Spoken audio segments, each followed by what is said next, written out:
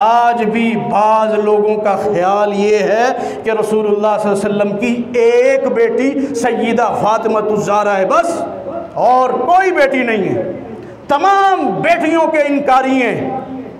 کہتے ہیں کہ اللہ کے پیغمبر کی صرف سیدہ فاطمہ الزہرا ایک بیٹی تھی۔ آئیے سورۃ احزاب کی آیت نمبر 59 کھولیے۔ اللہ نے رسول اللہ کو حکم دیا، اے نبی اپنی بیویوں کو اپنی بیٹیوں کو کہہ دے۔ اچھا وہ کہتے ہیں یہاں بیٹیوں سے مراد یہ ہے، اللہ کے نبی کو جو کہا گیا نا آپ بیٹیوں کو کہہ دیں، اس کا مطلب یہ ہے کہ بیٹیوں سے مراد مسلمانوں کی بیٹیاں، اہل ایمان کی بیٹیاں۔ نہیں میرے بھائی، ان بیٹیوں سے مراد رسول اللہ کی بیٹیاں۔ کیوں؟ کیونکہ مسلمانوں کی بیٹیوں کا اللہ نے الگ سے ذکر کیا ہے۔ یا ایھا النبی، اے نبی، قل حکم دے دو، فرما دو، لازواجک اپنی بیویوں کو۔ ثابت یہ ہوا کہ آپ کی بیویاں بھی زیادہ ہیں، وبناتک اور اپنی بیٹیوں سے، وَنِسَاءِ الْمُؤْمِنِينَ اور مومنوں کی عورتوں سے، یعنی مومنوں کی عورتوں کو اللہ نے الگ سے حکم دیا ہے۔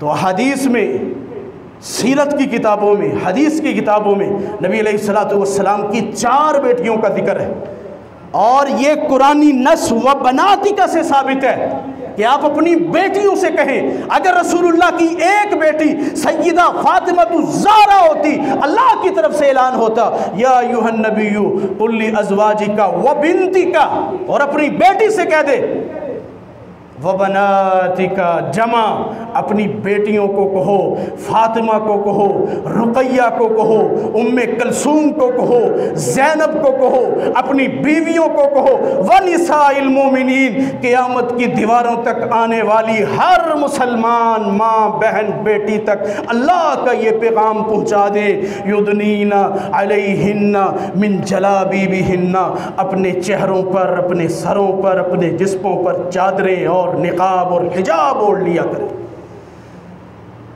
اور پھر ایک نیا فتویٰ، ایک نیا شوشہ گھڑ دیا گیا، جی چہرے کا پردہ نہیں ہے، پردہ تو دل کا ہونا چاہیے، پردہ تو دل کا ہونا چاہیے۔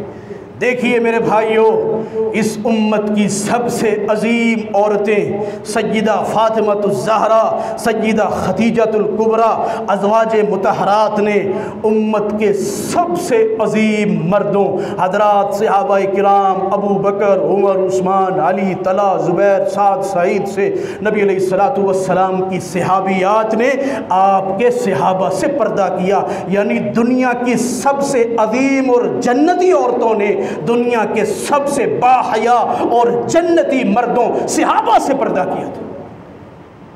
اور آج بھی اگر کوئی خاتون کہے جی پردہ تو صرف دل کا ہوتا ہے، چہرے کا پردہ نہیں ہے، ہاتھوں کا پردہ نہیں ہے، باقی پورے جسم کا پردہ ہے، سورۃ النور کھولیے، سورۃ احزاب کی دیگر آیات دیکھیے تو سارے اشکال دور ہو جائیں گے۔